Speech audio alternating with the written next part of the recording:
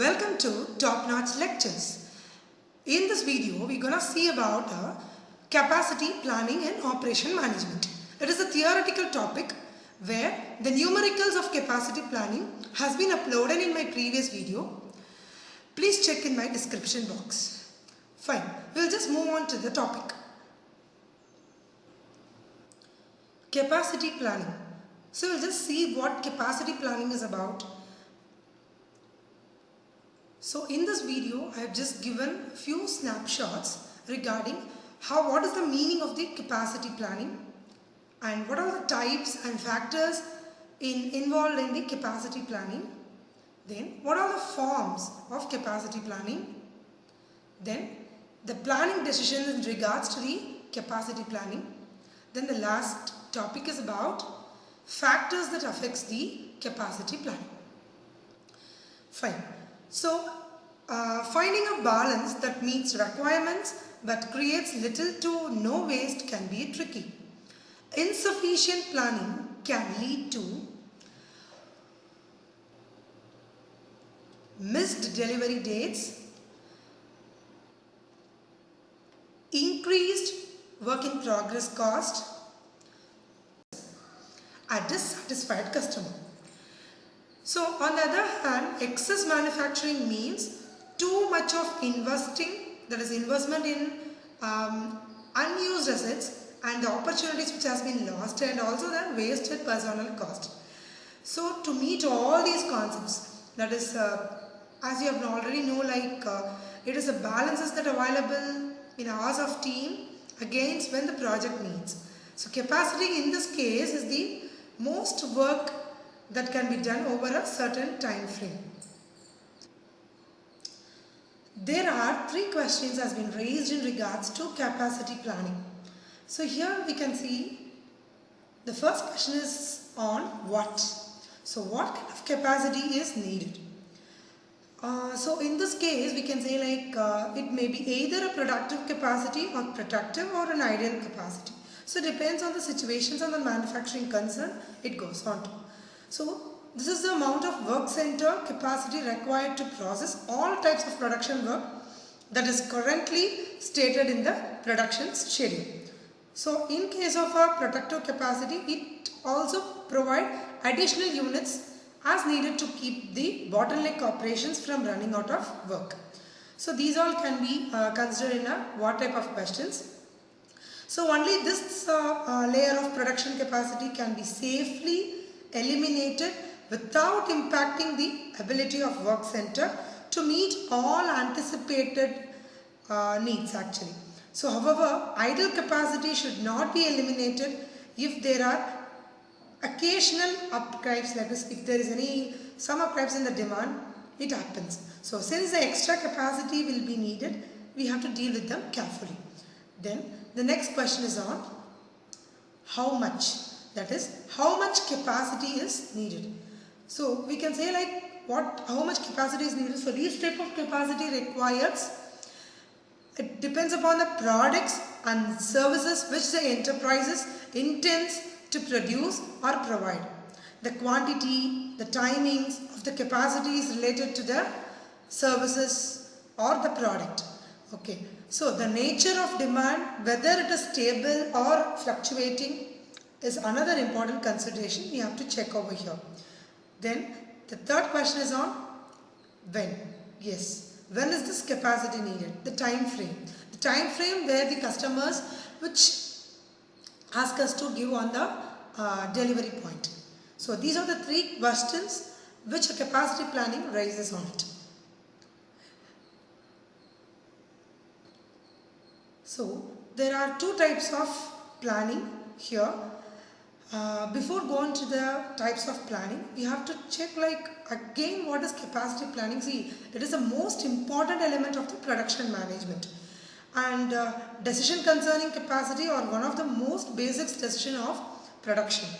Location, layout and production technology can be determined only after the capacity is decided.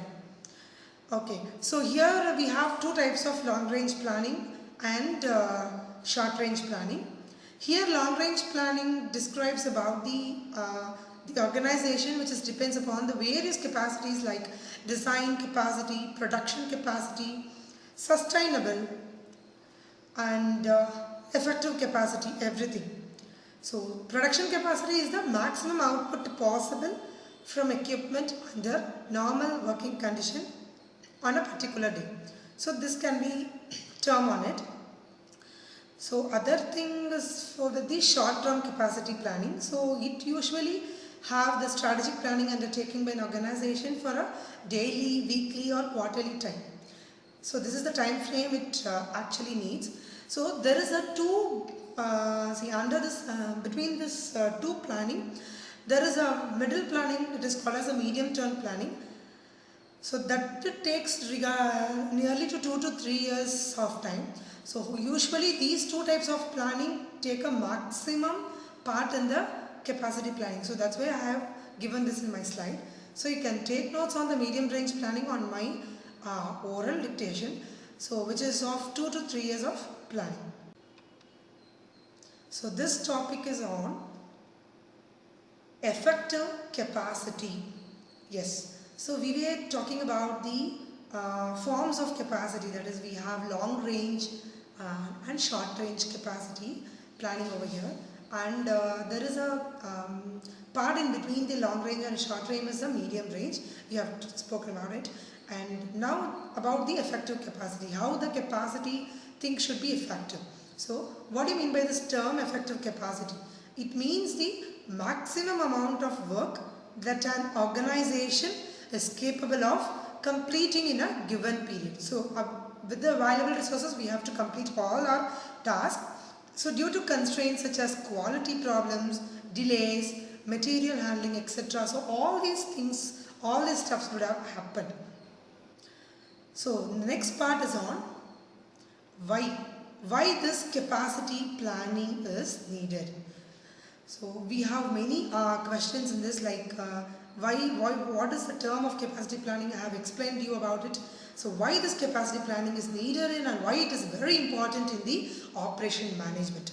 Let's see one by one. Identification, upcoming projects and availability.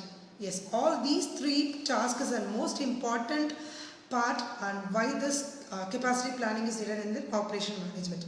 So since capacity planning lets you identify the least expensive way of meeting upcoming resource needs, and also it let you see everyone will see like what you are working on, and you can make changes to the upcoming task assignments or projects based on the team skills as well as their availability.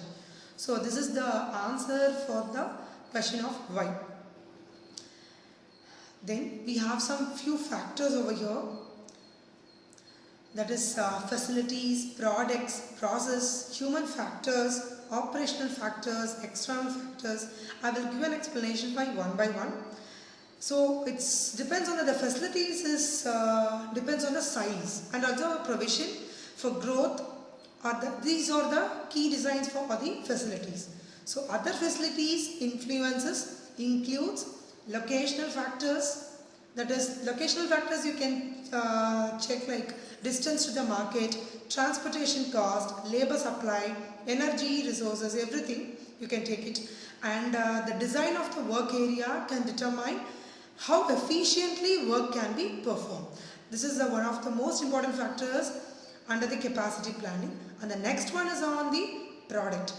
So product in the sense like more informed, it's like more uniform the output, more opportunities are available for standardization of methods and materials. This leads to a larger capacity. This can be considered under the products and processes. So, and under the human factors. Under the human factors, the responsibilities that are needed in certain jobs, the collections of activities involved in the training, skills and the experience required to perform the job all affects the potential and the actual output. Usually the employee motivation, absenteeism and labor turnover, all it affects the output rate as well. So this is the main and major part in the factors of the capacity planning. Then it comes to the operational factors. It usually relates with and it also signifies about the scheduling problem that may occur in an organization or a business which has a difference in the equipments capabilities between different pieces of equipments or differences in the job requirements. So further areas of impact on effective capacity includes inventory stocking decisions, purchasing requirements, late deliveries, acceptability of the purchased materials, so etc. We have many factors on this, and apart from this we have external factors which conclude like the least quality and performance standards can restrict the management choices for increasing and using the capacity. So this is all about the factors of capacity planning, and in the slide I have explained about the factors and its meaning, capacity meaning, and why it is important for us, and what are the ranges, long range, medium range, short range, what is the time factors has been available. Everything I have given in the slide. That is about the capacity planning theoretical knowledge. I have given you a clear picture on this. So in regards to the numericals of capacity plannings, please view on my previous video which I will be given in the description box. Kindly subscribe and click on the bell icon for further notifications. Thank you.